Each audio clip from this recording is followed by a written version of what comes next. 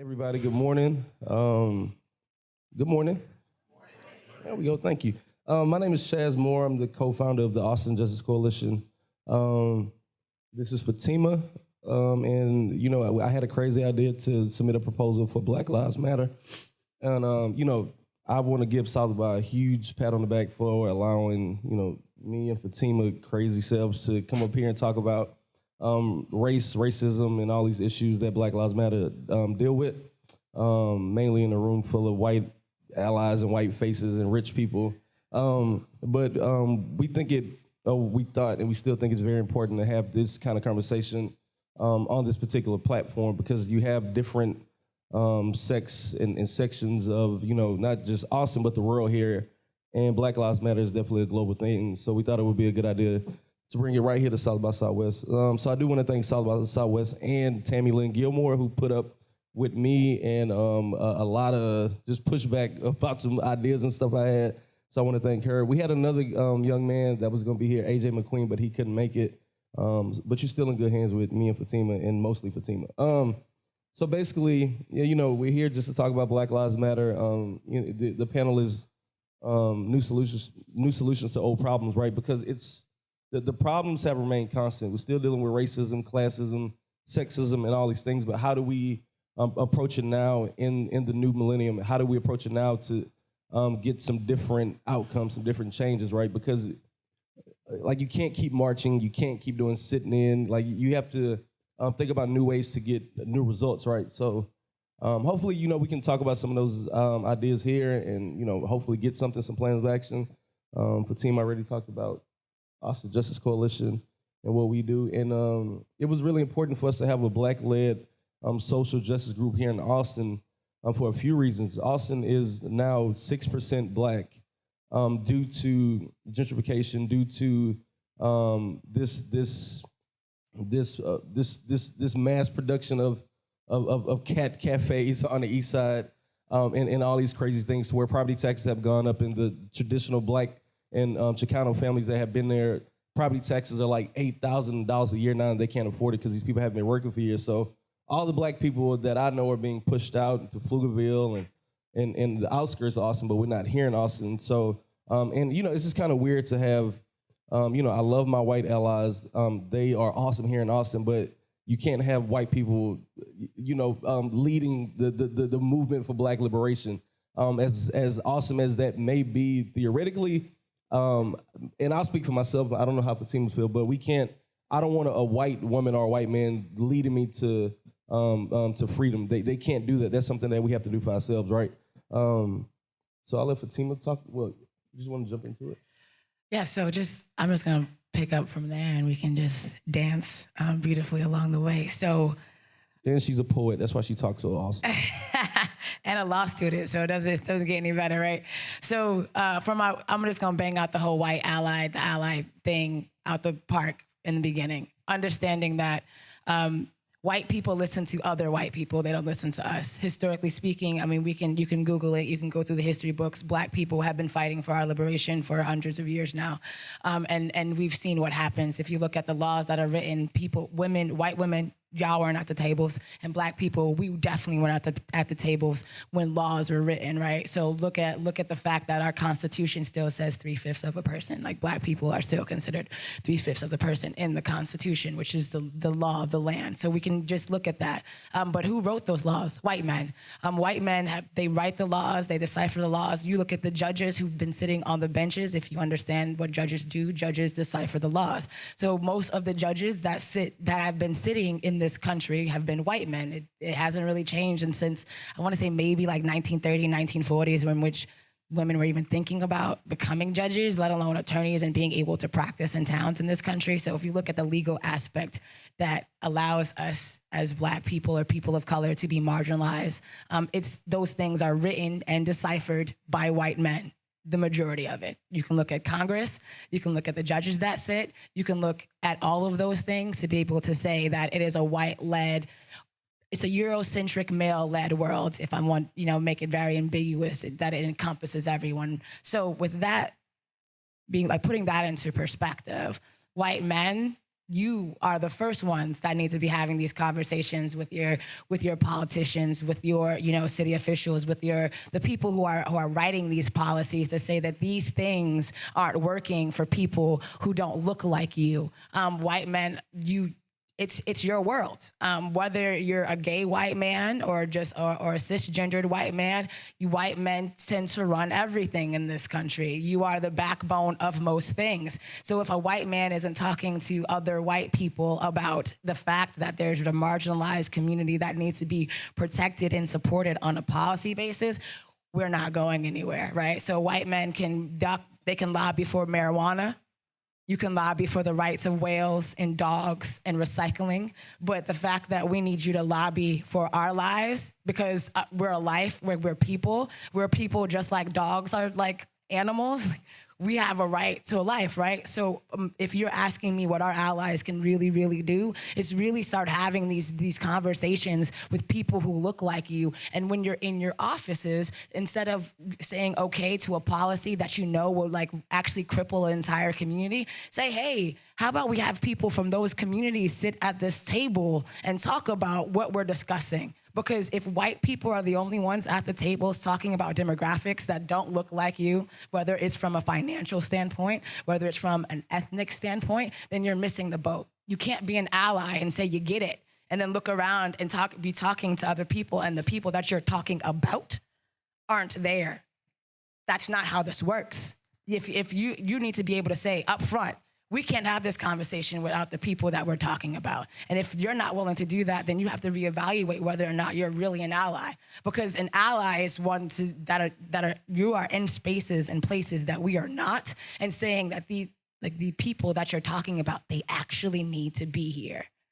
First thing. Second thing is being able to not feel bad about this whole like the white guilt thing. We're over it, right? Like we can't tell you about what unfortunately some of the ancestors that look like you have done. We're not blaming you about it. We're just saying that you get to benefit from looking the way that you look in this country. We don't blame you for that. We blame you for not admitting it. We blame you for saying, well, it's not us. We're not saying it's you. We're saying that there's a system that supports you and allows you to have something called privilege, and that we need you to understand that. And then once you understand that, then be able to debunk your ideas of your guilt and say it's not about us. It's about the fact that there's a demographic of people who don't get anything done but just because of the way that they look. The fact that I get people that look like him, that look like my father, that look like my brothers. Some of them don't know if they're gonna walk back into their homes just because of how they look. You have mothers saying prayers, sisters saying prayers, hoping that I can come home, right? Because they're killing people that look like me too. So if you know, allies, this is a life of people. People are praying that they just come home because they know that their skin color can get them killed. Their skin color can cause them to die. Their skin color says that they won't get paid as much. They won't get educated as much. They won't have access to food. These are all things that we need as humans. If that's what's happening, and you as an ally, y'all are not mad about it, you're really not an ally. You should be just as pissed off at the fact that there's young black people being incarcerated at a higher rate just because they black. You should be real pissed off that there's areas in the United States that don't have grocery stores just because people are of color and are poor. You should be really pissed off. That I can keep going. So, allies, I think that it's you gotta like put up or shut up time. Because if you're not willing to put up or shut up, then we don't need you. And that's not that we don't want to work with you. It's not that we're saying we're anti-white or we're anti-anything. But what we're saying is at some point, we as black people need to start taking care of ourselves and building ourselves, because you can Google what the world has done and doing to us right now. And no one seems to care about our lives but us. So if we're not willing as black people to say, okay, white folks, if you're not willing to help us, then that's fine, but we're gonna do it our own. Y'all gotta be able to respect that too. Because we can't keep on waiting for y'all to get that our lives matter. We know our lives matter. We don't need y'all to tell us that our lives matter. We just need y'all to act like it matters and tell other people that our lives matter so that we can actually do something, if that makes sense. And y'all see what I have on my panel. Yeah, I mean, so I had to do some technical things to get the panel. Like I had to submit some questions, and we're supposed to do all this and that. But I just want us to have this open conversation. So some of those questions that were asked earlier, can y'all just throw that back, and then we'll just go from there. Well, I mean, I still. Okay. Yeah. Is that? I mean, I would prefer people to get up at the mic too, if you can, or just shout them out. I've got. So, how you doing? James Hill, TV1. Oh, my bad. So several things. One, I've been here for 3 days. This is the blackest room I've been in. Thank you. Yes. Second, when you say new solutions to old problems, I'm old enough to remember the Cosby Show and the effect that that had. And one of the things that I've noted about the Black Lives Matter movement, and my wife is the one who pointed out to me, was this is a Black civil rights movement that is not headed by clergy. It's not headed by, it's headed by young folks wearing T-shirts, who don't have the Black preacher cadence. These are everyday folks. And like Cosby, that is subliminally sort of revolutionary. Like that's just something that you don't expect. And so when you have friends and they're the ones who are up there, at the rallies, I think it closes the space. So it's not like, well, I don't know Reverend, so I don't feel a part of this. But it feels like I know these people, so I'm down with that. So those are my first two comments. My question is, so when Black Lives Matter first hit, obviously it was about, and still is, a lot about police brutality. And one of the things that, that I've seen and you sort of mentioned was when white people are talking to white people, they listen. And when the heroin addict thing came up and Chris Christie was like, hey, we need to start being, we should have compassion for addicts and not put them in jail. All of a sudden it was like, yeah, that's a great idea. So what I wonder is that in the same time that we're seeing Black women and men, being brutalized by the police, we're also seeing videos of white men and white women being brutalized by the police. I remember the guy on horseback in California pulled off and just savaged. So do you think, is there any wisdom in saying, okay, Black Lives Matter has brought up police brutality. The phones and the dash cams are all bringing this to light in a way that no one had thought before. Is there any wisdom in sort of making the chorus louder by saying, yes, Black Lives Matter, but it's not just happening to us. This is a larger systemic issue that means something specifically for us, but also is affecting everybody. So I'm gonna let you get the second part, but I want to comment on the first part about why. I'll give you a prime example about the movement and why I like it. I started to get a haircut and like do this suit and tie thing for South by. Was like that. Like that's not me, and I think that's why. That's a huge part of it because I think back in the day, if you didn't look like Dr. King or Malcolm in suit and tie, it could be very intimidating. And Fatima is a beautiful Black, openly gay woman. I'm a convicted felon that consider myself a feminist and try to check my man privilege at time to time. So it's all about just being raw. I think me and Fatima try to show people that you don't have to look a certain type of way to bring about change or stand up for what you believe in or be radical in whatever you do. It can be anybody in this room, no matter what you look like. And I will say this as far as the church. The church has not been supportive of my generation because I think that we don't look the way they want us to. Like we don't do the suit and tie thing, and I think. I know, like, we don't do the respectability thing. Like, we just don't do that. We try to provide a space within this movement for everybody just to be you and be like, hey, let's go, like, start some shit. Let's go shake the table and make some people feel uncomfortable. Like, but not in a bad way, just to make them think about progress and change. And then I'll let Fatima tackle that second part. Cool. So I was listening, right, and I said, listen to this brother's question before you come up with an answer. And everything in me is, Black Lives Matter is bigger than police brutality, right? I think that it got big around police brutality. But when I think of Black Lives Matter, I think of like systematic racism across the board, right? So if we throw education up there, Black folks, we're going from school to prison, right? And we're less likely to graduate high school. We're less likely to have college degrees. Our Black men are really less likely to have college degrees. So Black Lives Matter in education. Look at health. Where we die at a higher rate from everything, from heart disease to diabetes. You throw it out there. Black Lives Matter in health, though, too, right? You look at food. If you look at a lot of places where there's a high population of Black folks, they don't have access. We don't have access to fresh food. Black Lives Matter so for me, the police thing, that's a system that needs to be debunked and rethought. And there's laws there's this law called qualified immunity. Most people don't think about this law, but qualified immunity is why a lot of police officers get off. I mean, that's why when they go to arraignments and things happen, there's laws on the books that actually protect, government officials. So for me, Black Lives Matter it's so much bigger than police brutality. And this is no shade, and I really want to make this really, really clear. Anytime a life is taken, my heart breaks. But unfortunately, it's Black folks whose lives that are taken at a higher rate than our white counterparts, even through police brutality. So even in Austin,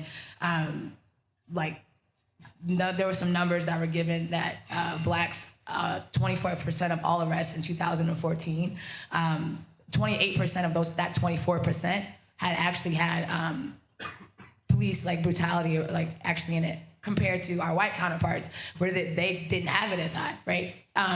My whole thing is I don't want to compare apples and oranges because it's apples and oranges. Now the poverty is the same, right? If you're an impoverished person, no matter what skin color you are, you really not getting ahead in this country. But if you happen to be poor and Black, if you happen to be, a person with disabilities and Black, if you Black and you add any other marginalized thing on that, you pretty much you're not making it far. And if you make it far, it's because, of all the blessings of the divine, but it isn't because this country has made it easy for us on a policy or systematic level. So for me, I'm all about working to reconstruct the police system so that everybody wins, but I'm not gonna lie to you, I'm gonna reconstruct it so Black people win first, because we all know if we make it, everybody else gets to make it too. Let's be real, right? Every movement in this country has learned from the from our movement. Every, LGBT rights movement, they learned from the civil rights movement. Everybody learned from what Black folks have been trying to do in this country for years. Look at every movement, everybody. So all the immigrants who come over into this country, they look at what we've done to try to get right to this country. So my thing is if we get it, it literally hits everybody else. So that's where I'm at. It's all Black everything, not because I'm anti anyone else, but I know that if Black folks, if we get ahead in every single industry, if we get ahead in health, if we get ahead in education, if we get ahead in economy, then there isn't another population that can't get ahead, because we're the only population that, and y'all can quote this and Google it, we're the only population in this country since the beginning of time that laws have been written against to oppress. In this country. And until we really start having those conversations about the laws that oppress us in this country, all Black everything. And that's like I said, I'm not anti anything else, but it has to be all Black everything, because if we're not, then what has happened will continue to happen, because we keep on thinking that the rainbows and unicorns are gonna show up and save us, and we are the rainbows and the unicorns and the butterflies. I'm Bob Wynn with Asset Builders of America. Our mission is financial education and wealth building for low and moderate income youth and families. There is an inextricable correlation between wealth and power, and you mentioned several other metrics of quality of life, health, education, incarceration issues, and so on.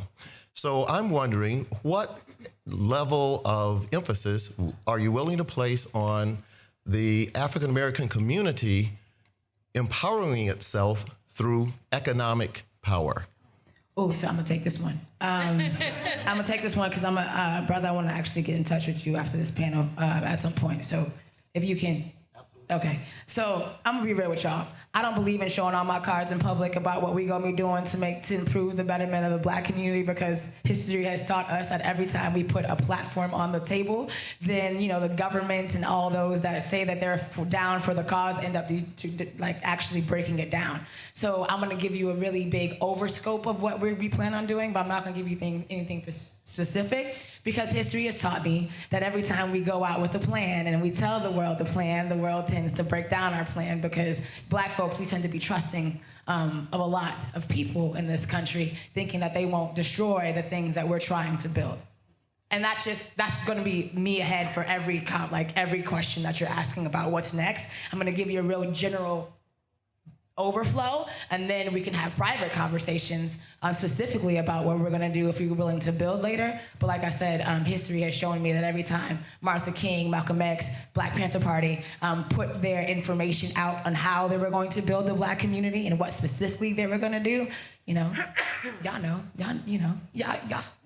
So what we plan on doing actually in Austin and other places is actually doing, having events, teaching the youth starting early around financial responsibility, supporting Black-owned businesses, developing Black-owned businesses, seeing what Black-owned businesses exist and don't exist. For example, this whole Flint water thing, right? Everybody know about Flint?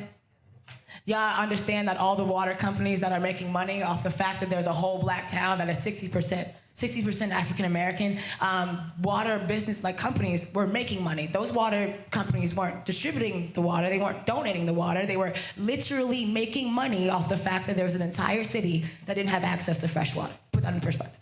So there's only 2 that I know of water, Black-owned distill bottling companies in this country, right? So that's just one industry that Black folks aren't in.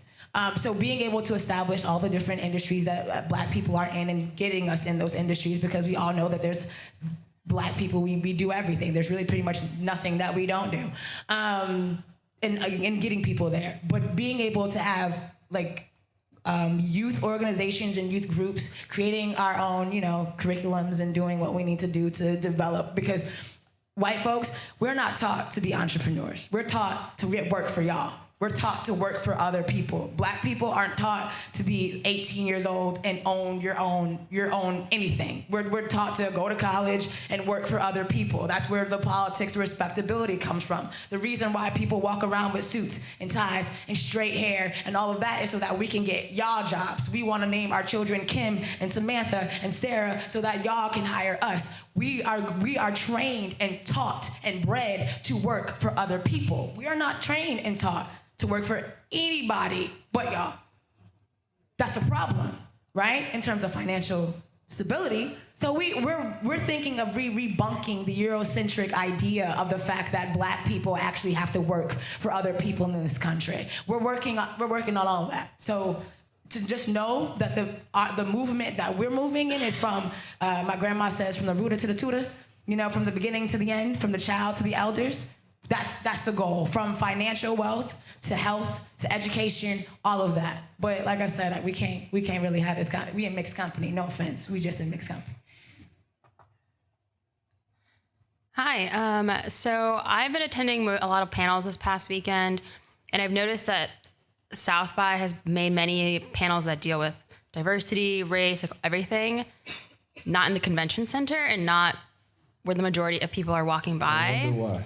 Yeah, so I was wondering your thoughts. I mean, this room is pretty packed and we're all kind of squished in.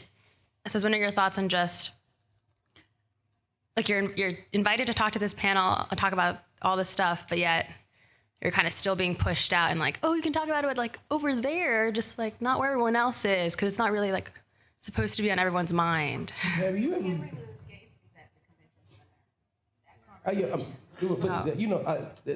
That's not, like Henry Louis Gates was at the convention center, but that's also Henry Louis Gates. Right? Yeah. But so have you ever been to a dinner and maybe somebody brings something that doesn't look too good, or it doesn't fit the decor of the rest of the meal, and they kind of just sit it, so South by isn't I don't think South by wants to be the place for these kind of conversations, but they want to say, well, we did this, because they know people like me and Fatima will, cause a ruckus. So they keep it a part of South by, they keep it a part of the program, the itinerary, but it's just like, let's have this conversation over there because all our celebrities and our big money and all our big sponsors over at the convention center, we don't know how this is gonna go, so let's just be safe and put that over there. Like, so it's still inclusive, but it's still like kind of excluding us from like the big dance, right? So it's just like, yeah, I'm glad they did this, but also, while we over here, but I think we know why that is. I don't think that's something that we have to go like too much in detail. So law school taught me. I'm going into debt to learn things I feel like everyone should learn. But law school taught me there's two sides to everything, right? So there's that side, but I'm gonna go back to privilege, right? So if people are sitting at the table are of the privileged kind, one may not think that it's a big deal, right? One may not think to put it in the convention center. One may not think that it's something that a lot of people should attend. One may not think of that because of the privilege they were given. And because of that privilege, a lot of times privilege allows decisions to be made inadvertently, and there's no ill intent. It just may be like, we didn't think about it. It wasn't a thought that we thought about one way or the other. I'm not saying that may not be true. Last year, they had this video. Who watches Orange is the New Black? Everybody familiar with Orange is the New Black? Okay, dope. So Crazy Eyes, y'all know Crazy Eyes? All right, so I'm just gonna put this in perspective for you. This is in South by. This is no shade to y'all, but I put this on my. But I put this on my survey. Y'all, they did an excerpt from Orange is the New Black, and they had a white man dress up as Crazy Eyes. Right. But they didn't think that was a problem, right? Because cultural appropriation is real, and privilege allows cultural appropriation to happen because privilege doesn't say that that's a wrong thing to do because that's what they've been doing ever since. So for me, I'm not saying that it wasn't intentional, and I'm not saying it was intentional, but I am saying that privilege sometimes causes one to do things that they wouldn't even know is offensive unless someone said, hey, that's not cool, And I think that next year, they probably won't do us again because we're having this conversation, you know what I'm saying? So I think that's also something to think about is sometimes privilege doesn't always allow, it's not a thing. And I can't really get mad because I got mad at the whole Orange is the New Black thing. I was like, so the white man is wearing a wig, walking around like a black woman, that's just not cool, ever. Not even on Halloween, is that all right? But that's what the system we live in. Thank you. Thank you. Thank you. Just making sure. All of the civil rights talks have been in this building, like the diversity talk, the North Korea talk, the human trafficking. That's the point. So they are keeping it separate. But why not? The point is exactly. Convention center. Why can't all these talks be? Absolutely. She was maybe the group together, that whole group as they classified each of the talks. Everyone together can say we don't belong in a separate building. We belong in the main convention center. Yeah, and I think that's something I'm definitely, and I noticed that too. A lot of the progressive, these kind of social movement discussions have been over here. So and they are recording this panel, so they're going to see this, which is definitely a good. So they may not do this again. So, good panel. So I remember about 4 years ago sitting across from my 21-year-old at the time son, after the Trayvon Martin verdict came out, and I looked in the eyes of my African-American son to say why. And then my kind of guilty pleasure is Real Housewives of Atlanta. So recently they showed an episode with Kim Fields and they were at the Million Man March. And her son was 9. She was like, oh no, this is too early for us to have this conversation. So here I am with a 25-year-old now, thinking about her with a 9-year-old. When is the right time to have the conversation with your Black son and or daughters at this point? That's my question. So I grew up, my grandma raised me because my mom passed away when I was 7. And my grandma grew up in Louisiana. She was born in 1935. She has seen some things. And I can remember at 7, even 6, 5, my grandma would tell me that, you can do as much as anybody else, but these are some of the things that's going to come along with your Black skin. And I think I think that's an important conversation to have at an early age, and I don't know why a lot of us, and by us I mean us, don't want to have those conversations with our kids. Like it's yeah, we are human, yeah, we are all this whatever, blah blah blah. But race is something that, although a false social construct, in my opinion, it's something that exists. Like when I see Fatima, I do see a beautiful woman, but I see a beautiful black woman, and I can understand some of the struggles that come with her blackness. Like, the white people in this room don't go through the same fears and struggles and mental exercises that we go through. Like, when I go outside at nighttime, and if I see some white people running away from cops, like, I'm getting completely out of the way because I don't want to get even caught up in that mix. And I've seen that happen before. It's been times, I'm a bartender downtown. I've seen two white boys just like slugging out, just all out, just fighting. Cops come tap them on the shoulder, hey guys, go home. But with me, if I get into it with a guy, I kind of have to check myself. Like, like I'm really upset. I kind of want to punch this guy in the face. But the consequences of me fighting another person of color or anybody, it's way different. I've seen two black dudes get into the same fight, and they both got tased. I'm like, Jesus Christ. So I think that's very important. I think that's something that we can't afford to delay like anymore. All these killings are young black men and women. From Trayvon, who was 17, to David Joseph, that just happened a month ago. He's 17. To Ayanna Jones, the 7-year-old black girl that was sleeping on the couch is. So I think we do have to tell our black boys and our black kids, our black babies, like, hey. You are just as beautiful as anybody else. You are a king, you are a queen, but you have to understand these are some of the things that come along with being black. They don't hinder you. They can't stop you because you are great, we exude greatness, but you have to understand people are gonna look at you like this and treat you like this.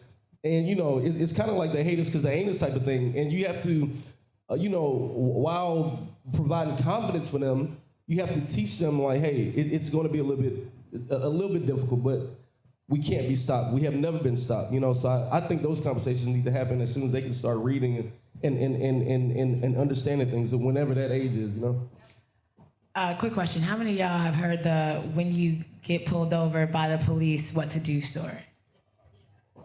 So keep your hands up. Keep your hands up, allies. Everybody who doesn't have their hand up, look around this room. Look who has their hands up.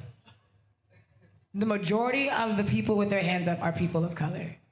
These are like, we are taught how to act as black people when you get pulled over by the cops, when you see a police officer. That is something that you are taught early. If you're a black man, my brother is 3 years older than me. I remember when my mother told him the story. Like when he first left home by himself was when he heard, like, when he had the whole "you're a black man in America" conversation. My godson is 4 years old, and I have "you are a black man in America" conversation. My little brother is 13 years old, and he's taller than me. And when he became taller than me, I was afraid. And I was afraid because I knew that people were gonna see him as this big, like, kid, and he's 13. At the time, he was 12, and my little brother has Asperger's. So for me, it's like, it was really hard because people are gonna see him as this huge black kid, and he's gonna be a 12-year-old Asperger's kid just walking throughout life, and he could get killed, right? And we were having this conversation last night about when you see a police officer who drove up on the side of us and your heart starts racing real quick. It ain't because you're doing anything wrong. You don't have no contraband on you. You ain't got no paraphernalia on you. You didn't do anything. You just woke up black today. These are conversations that, unfortunately, we have to have. And I'm really tired of it. Like, I'm tired of having the "you're black in America" conversation, and these are the things that you have to do. I actually tell people that the difference between me and a white man is absolutely nothing. There is nothing different between me and a white man. The way he gets to move around the world and go freely and walk and talk freely is the same way that I can. Want to know why? Because I'm a human. And there would be no white men in this country if it weren't from no black, like, wet nurses, if we want to be real about it. Right? Like, white women weren't breastfeeding their children during slavery. Slaves did everything. They cooked for them, made your food, your clothes, and fed your kids with their own breast milk. So for me, like, there isn't anything higher Because without us, there would be no them. And this is historically speaking. So I'm tired of having these conversations with our kids. And for me, because I'm tired of it, because white people, y'all ain't gotta tell y'all kids these conversations. So if y'all had to tell y'all kids these conversations, then maybe I'd be okay with having to tell my children these conversations. But I didn't really see a lot of white folks raise y'all hand when I asked that question. But that's not equity. Equity is what's good for the goose is what's good for the gander. If I gotta do it, then y'all do it too. If they're gonna keep killing us, then no offense, kill y'all the same rate they kill us at. Undereducate y'all the same way they undereducate like us. Pay y'all the way they pay us. And then equity. But if that's not the case, y'all, then you understand why we fighting? Y'all are killing it. My name is Baratunde Thurston. And, thank you. What's up? The cop pulling over story. I live in New York, so that's not as much of an issue because we don't know why he drives in New York. Yeah. The last time it happened to me was California, of course. And I just remember, first of all, I called my mother. She was alive at the time, just to have somebody on the phone with me during the process. I pre-opened the glove box. I put a book of comedy on the passenger seat, just to like shift the mood of the whole situation. Right, as you should. We're happy. We're happy today, officer. We're really good. Let's make some jokes. I wanted to raise a question that you might not be willing to answer given what you said about mixed company. And so maybe it's not a question, more of a statement about a new front in this kind of war for justice.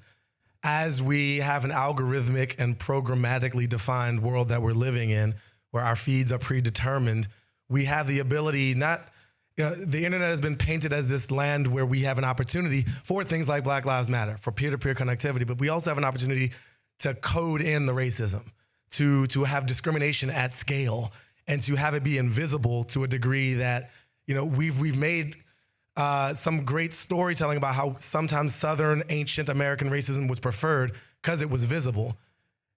We're talking about super invisible now because it's only what the screen shows you. It's only what pops up on your highly intimate, highly personal device.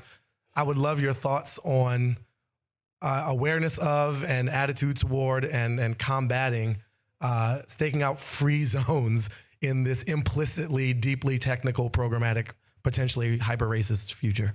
Man, look, I would prefer that good old-fashioned racism because it pains me.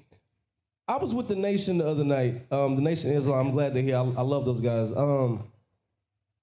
Most of the pushback we got were from black people. Black people talking to other black people saying all lives matter and y'all are stupid, y'all are dumb. And this is because they can't see it the way our grandparents. It was different when you was sitting at a counter and people spitting on you and cussing at you and hanging you and lynching you and burning you.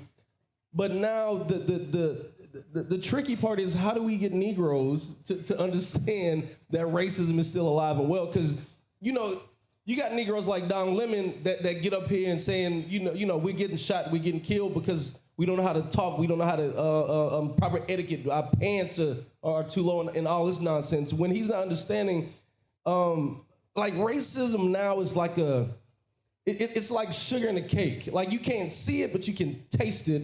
And and for the people that you can't show it to, it's just like, well, what you talking about? All I taste is this goodness, but I can't really see it. And it's painful to me to see mostly black men too. And I'll say this, and I'm stepping back a lot and let this black woman just put it out there because black women have been holding down this movement, trying to make us black men and black fathers and black sons get why they're fighting for us. And black men seem to just not get it. They don't get why I wear dashikis. They don't get why I let my hair grow out. They don't get why I let my mane be my mane. It's just like, and I don't understand why. And it's because it's different. It's because we're, as opposed to not being able to walk in JW Marriott, it's now that we're not able to afford it because of economic racism, right? We're not at the tables for South by planning the panels and planning where the panels are. And for a lot of us, we don't understand that that's still part of the problem. And it's frustrating. It's like, how do you get, you're from New York, I would assume that a large majority of the black population there gets it. But here in Austin, right, the liberal, Wizard of Oz, it's Negroes here.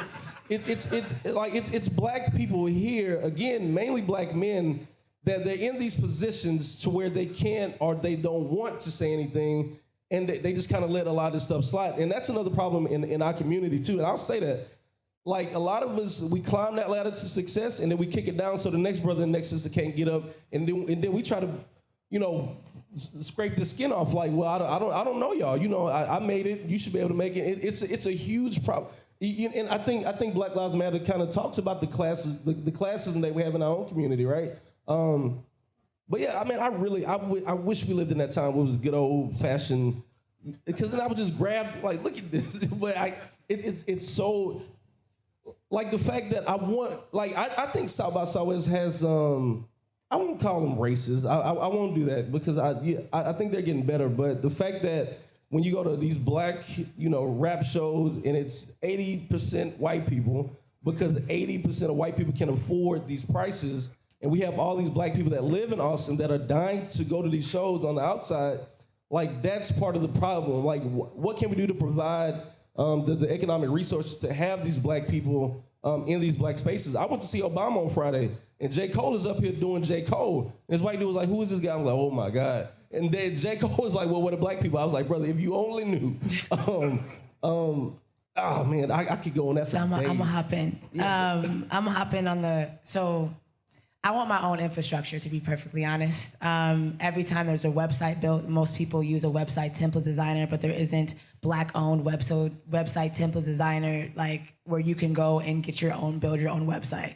There isn't Black technology infrastructures. There is, but we haven't been supporting them the manner that we could. So my whole thing is, if people are going to knock us out of systems, I'm just gonna stop using the system you're knocking me out of. If you don't want me there, I won't be there. We don't have to be there. So having technology and be racist is just duh. Like, what else are we supposed to expect? Like, we're expecting something different that has been over time. Every industry that we do well in, we get kicked out of. Every time that we get access to something, they make it harder for us to have more access to the information out of. Technology and the internet isn't anything different than that, right? So why not just create our own infrastructures? Why not just, start supporting ourselves and really, and then because Black folks, we're the top consumers. We use everything. We buy everything. So if we're just stop buying and using stuff that keep on saying that y'all don't want to support us, then my friend says you starve the dragon, right? We keep on giving the dragon food and re-nourishing it with our dollars and our cents, whether it's online dollars and cents, whether it's our online logins, whether it's us using these infrastructures that have made it relatively clear that they don't want us to get our message out. So we just create our own. And then people who have a lot of followers on the other social media start really pushing the other things that allow us to be us and get the message that other people do. And then our allies, this is where y'all step in. Y'all help fund these things, because we ain't got no money, right? A lot of us, you look at, no matter what profession or infrastructure you may be in right now, you look at whatever y'all are in, and then look at the Black parties, and look at what they get paid compared to what you get paid, I guarantee you it's less, right? So the access to money is infinite compared to us. So if Black folks are saying we have to start building our own infrastructures and allies, what can you do? Write a check. Send a PayPal. I'm being real, because we got the time and the energy and the knowledge to do what we need to do to better our people and get our people on a stage of equity. We have that. We got that. We can do that. We have our elders that can help us. They've been doing it for a long time. We have our educated Black folks who they got their degrees and they MSDs and their PhDs and their JDs. They can help us on the academia part. What we do not have is the dollars and the cents. So if you want to do anything, have a fundraiser, have a cocktail party, have a happy hour, and don't tell the people what the happy hour is, before they get there, because they may not come. Don't put a Black, allies support a Black Lives Matter event. Don't do that. What you can do is have a cocktail for justice, right? And have your friends that y'all know people that are in that tax bracket, that 50,000 up tax bracket, and it's only like 1 and 2 of them in a household. So y'all know people like that. Those are the people that you would ask to give money. So for me, brother, I would say, like, the fact that the racism and the Confederate flags are flying in a different way by way of Donald Trump. we ain't gotta really, see the people support Donald Trump to know that, Donald Trump supporters are racist and bigots. I'm sorry. Because you listen to what Donald Trump says. If we're doing logic, right? If A plus B, y'all know logic. It just is. So if we have people support economically, I'm gonna reel this back. If you support economically, you don't get a say so in what happens. You just are giving your dollars for the cause. I want to make that clear too. Like if you are giving money as an ally, you don't get to say how the money is spent. You don't get to say I want it to go towards this, or I think it's a really good idea. This. We as the people, the leaders in that demographic, we get to say this is what we raising money for. We need y'all to raise some money. And you either say yes or no. There is no conversations about where you think the money should go because you think it's a good idea. No offense. Your privilege doesn't really allow you to know where it should go and whether it's a good idea or not. And that's not your fault. There's not a degree in this world that can tell you what being black in America is like. There's not a conversation you could have that will tell you what being black in America is like. But a black person can tell you. And a black person can tell you where you can send your money and dollars to help. So I would say we would build our own infrastructures on the technological circuit so to make sure that our message gets out and that our allies that y'all can support make sure that happens. Quick question. Maybe first, amazing, well done. But I was just wondering, earlier we were talking about what's too early to talk to kids about the color of their skin and their safety and their ability to be in the world and specifically in America. But, there's in the same breath as this sort of hashtag growing that went online to offline the same way, in the same breath and at the same time was Black girl magic and Black excellence and Black boy magic. And I'm wondering, how is it that we balance that for the youth, right? I have a nephew, and how do I balance with him hey, look, you are this, and you are 6, and you are in kindergarten, and that means that when you have a hard time in class, it is highly likely that your teacher will suspend you.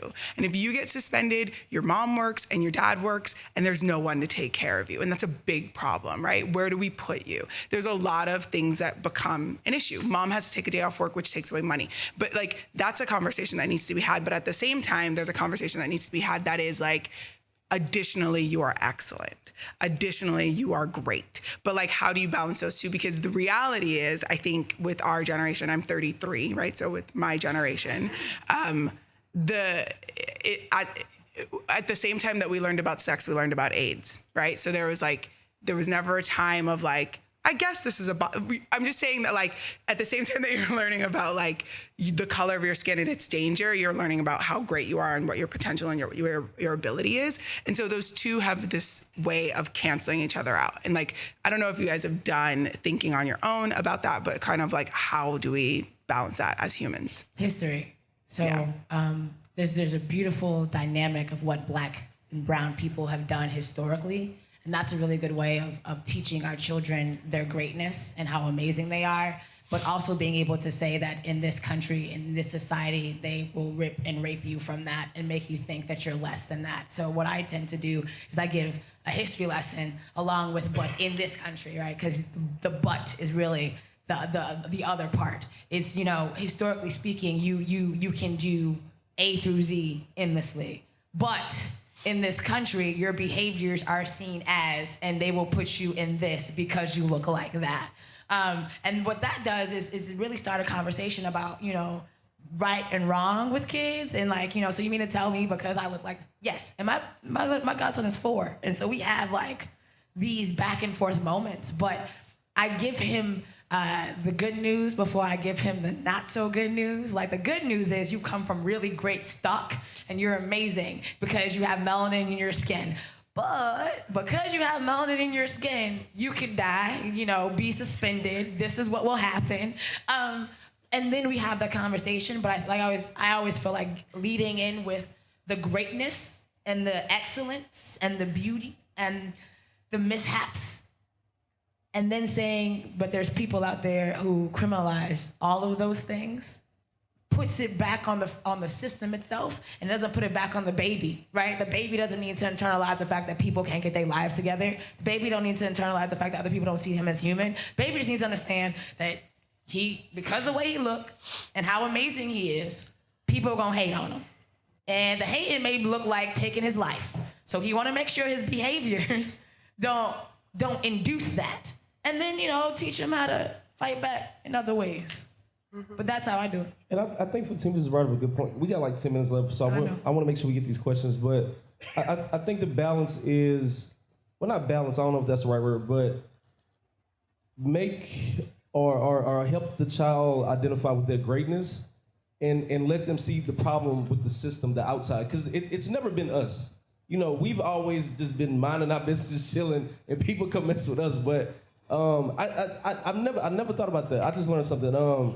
And I think that's part of the problem. Like, we've been taught to hate so much about ourselves and that's one thing I love about this movement. Like, we just walk around, we so happy to be black, and we just do super black stuff just to let people know we love being like. Me and Fatima, like, we'll just like peck each other right quick in front of a room of white people just to let them know I love this black woman so much because she's black and we're awesome and we love talking black and we read black, we eat black, we sing black and shop black. But I also think that we don't hate I hated white people until like 10 years ago, but because of the history and what I've learned, it wasn't until I started reading on my own about the greatness that ensued within our own community. It was always slavery, lynching, Rosa Parks, people throwing rocks at Malcolm and all. And this is like, but then you start reading about these awesome, the Shirley Chisholms and the Angela Davises and Bell Hooks and like the Langston Hughes, the real Langston. You start learning about that, and you start to see it's not me, it's them, but not white people. The system that's in play. I think that was dope. Go ahead. Great stuff. Hi, my name is Amber J. Phillips, and I'm an organizer as well as a digital strategist. I was one of the lead organizers of the Netroots action that kind of shifted our political conversation. So conferences can be very beneficial to getting your message out. Yeah. So I wanted to know, just figuring out more about the local. And from that conversation, we realized how much there's a real need to be strategic online about controlling your narrative and your communications and things like that. So from there, a group of friends and I started an organization a digital firm called Black. We're _ we are Black on the social medias.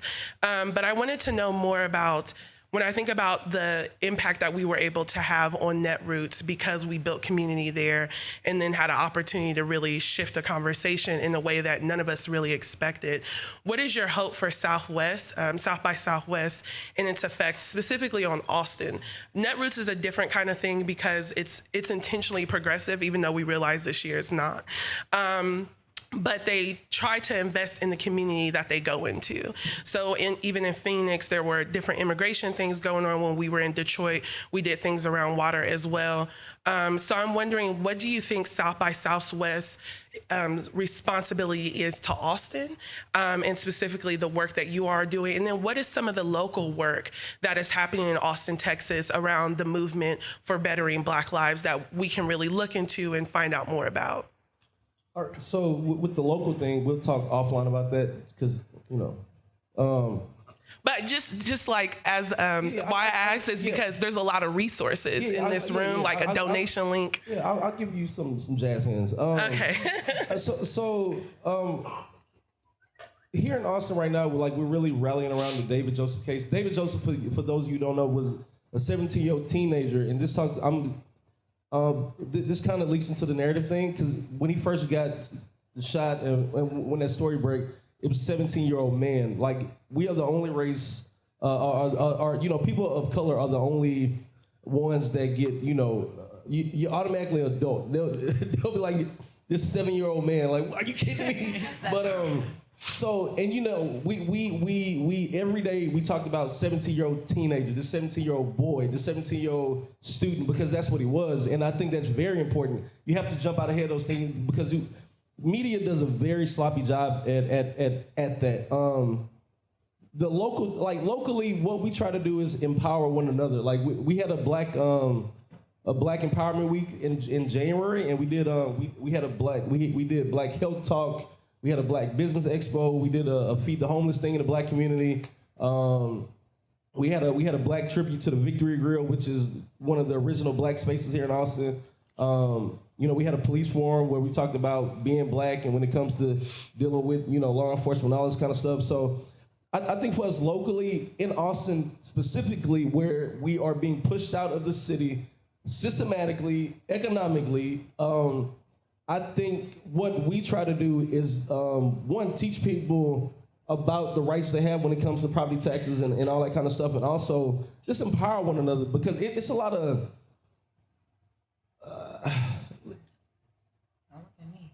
I would say infighting here between like generational, between class, between like Black man, Black woman. So I think locally we try to like bridge those gaps to get on the same page so we can move forward together. I'll say that is all of our information is on our website. So, we're gonna put, all that up so you can go do that donation and all that stuff. Other thing is that's very important to me personally, is changing the narrative, understanding, and I'm gonna be real quick. Most media outlets are Eurocentric media outlets. They're run by Eurocentric people. And so the story tends to be Eurocentric based, right? So the winners always write the stories for some reason. We don't think to, as the other side, write the stories and change the narratives. So one of the things that I really wanna do is actually start connecting with Black and brown journalists and people who are on media and really start, every time there's something happen, put it from our perspective. Like Flint, there should be a story out about Flint from the perspective of the people, so that people are really hearing what's happening, because we all know propaganda is real, and the way that you control a story is you get a press release out that you with the information that you want people to know, right? So that's us. Like I want to do that. Like I want to make sure that we're connecting with as many Black media and like Black and brown media outlets, and I'm talking international too. I'm not just talking, because we don't hear the real sides of the story of what's happening to people. We hear what the world wants us to know, and that's something that we need to start thinking about really doing and planning to do. And I want to. Like that is. Like I'm in law school right now, so all my ideas are on a PDF, written down somewhere, because I can't really do them. But just know, like, that's when I get out of law school, I'm hitting the ground running, because that's what I like. We can't keep on waiting around for someone to save us. Superman ain't real. We all Superman, right? Like we are the super people. We don't need a superhero, Hi. My name is Tony Weaver Jr., and I'm the founder of Weird Enough Productions. We're a new media production company that focuses on creating positive media images of people of color. Hey, clap, give this man a round of applause. I like that. So I'm 21 years old, and the Black Lives Matter movement kind of popped up like when I started college, and a large theme that I noticed was the creation of our own institutions. And with Weird Enough, that was something that I tried to do as well. However, I think that in some cases it's more economically viable, and we get a larger payoff if we take advantage of pre-existing institutions and shift them in order to make positivity, to use the same institutions that were once used to suppress us, to spread positivity and to help everybody. So I know the media is a big one, but are there any institutions like that you all feel could benefit from community action? I think all of them, every last one. We need to infiltrate the government, school boards, banks, financials, everything. You need people of color at every table, so you can. Transportation. Yeah, like everything, everything. Yeah, like I'm gonna tell you a quick story. So like. We got 1 minute. I know. So people who are poor can't rent cars if you don't have a credit card, and if you're not flying out, right? So we need someone who would create an infrastructure for people to rent cars. Like a used car dealership says you can pay a certain amount to rent these cars. These are all infrastructures that there's not Black people in. There isn't a Black rental car service that gives to people who don't have major credit cards, or what I'm saying, that doesn't exist. So we need to be in everything. Transportation. There isn't an industry that we don't need to be in. Every single thing. I've been trying to get this. Thank you. You're welcome. Thank you. I want to talk to you after too. Yeah, real quick, just because I know you guys are wrapping up. I've been in a few sessions up in this part of this building over the past few days. One thing I haven't done yet is gone into the little South by Southwest app and rate it. So I know the issue of where this what room we're in and whatnot. I say if everybody in the room goes in to the little South by Southwest app, puts 5 stars on this, or at least if half the people in the room did that, that's one little thing that could be done right now. Make sure it comes back next year. Maybe be in a bigger room next year. That's all. Thank you. That's a good wrap up. Yeah. So it's 12. I don't know how strict they're gonna be, but Yep. No, I hear that. are we? Oh, so anyway, it's 12. Can I keep going or no? Can I get like? Oh, awesome. Thank you. I just want to say something real quick about my buddy Baratunda. He's so humble, he didn't let you know that he's the South by Southwest Interactive Hall of Fame honoree. I saw that. Oh.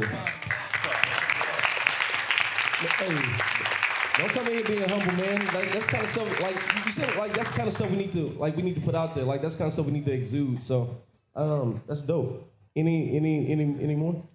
I know I didn't hear. There was something I didn't get to talk about. Oh, you said, is it having a real impact? Was the question that you? I'm sorry. You had a question. I apologize. That's okay.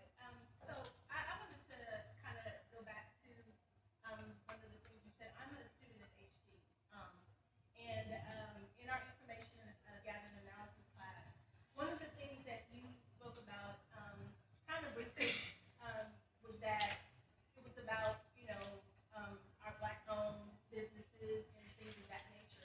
Well, I have a 13-year-old, 17-year-old, and a 22-year-old. And one of the things that I've been trying to kind of instill in them is, their history. The way that things are progressing, like I live in Birmingham, and I really wish they were in Austin to experience some of the things that I experienced when I was growing up. So they're kind of disconnected. And like they grew up with Barack Obama being the president. And so that's not something that's new to them. It's like, but that was like big for me, like humongous. 2008 was a humongous year for me. And they're so disconnected. Like I'm here. I told my son about it. He was like, yeah, I'm going. And then something happened. He was like, yeah, I'm not gonna go, take care of that. So it's seeing, it's like something that's trending for them. Like, okay, yeah, this is happening, whatever, and when it's not, I'm disconnected. And I feel the same way when it comes to like the Beyonce and all of these artists. Like, is this something that, do they really realize that this is something that's big and happening and has been happening and will continue to happen and history repeating itself and what are we going to do about it? And I'm going to do a formation video, but okay, is that trending for you, Beyonce? Or is that something that's big and are you going to continue on with it? And what are you going to do about it next, the next time around? What are you doing about it now? Are you about the money or are you about what you're talking about in your, so, and then the same thing with, Future saying something about the Gucci flip-flops. And now my kids want a Gucci flip-flops. You know what I'm saying? But I tell them, okay, but what about this? That's not a label, Mom. So it's like, we're talking about, things, Black Lives Matter, and they do matter. But I don't want it to be a trend. I don't want it to be a trend because this has been going on for centuries. So I just want to get your, take on what you think about, how, I know we're responsible, but what's the responsibility for those putting out the lyrics and things of that nature? Do you have anything? Do you have anything to say? That's funny. We actually have these conversations. Law school is boring, so you have to, entertain yourself with various conversations. And one of them was exactly what you're talking about. Black Lives Matter being a trend and people, actors and things, singers actually getting on board with the movement. I think, money is money, right? And people tend to want to make money sometimes first before they actually go into the cause. But what I've learned with a lot of the teenagers is like Rosewood, Amistad, Up From Slavery, like, I'm not sorry, what's that movie? Not Up From Slavery. Roots, for sure, and then the 12 Years a Slave.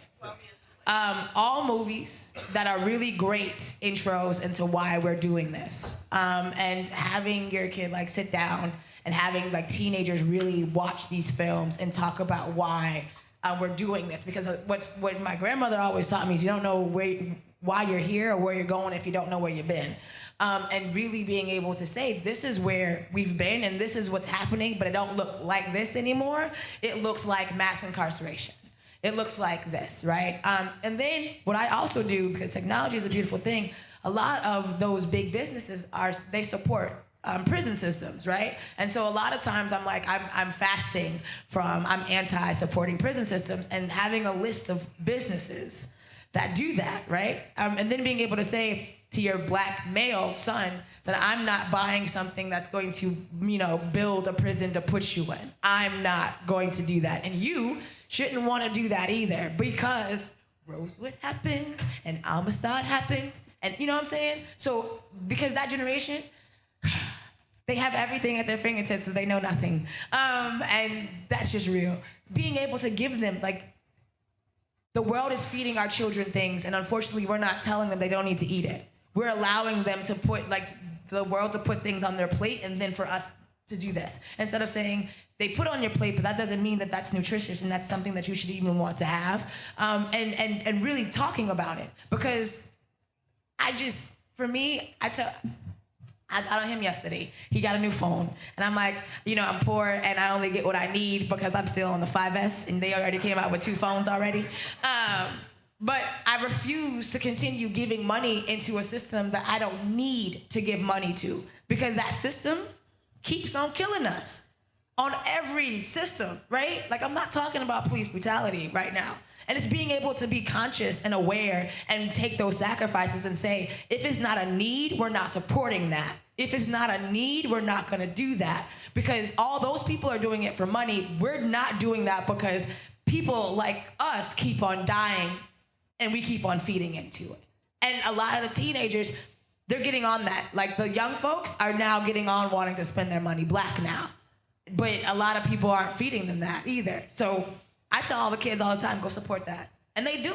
But if we're not telling them what they should support and why they shouldn't support something, they don't know.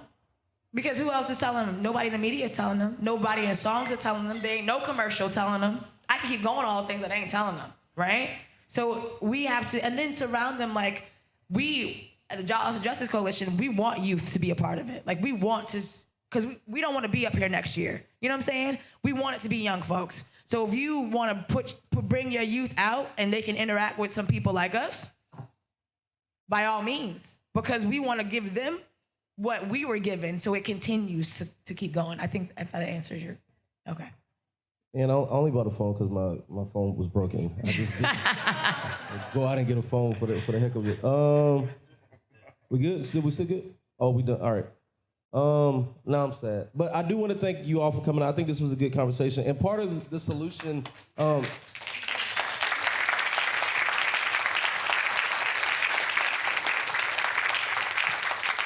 So part of the solution, the new solutions, is to just talk about it. We're not talking about these problems open and honestly enough, and I think that's a huge start. For my allies, it's understanding your privilege, your agency, and how to relinquish some of that so other people can benefit.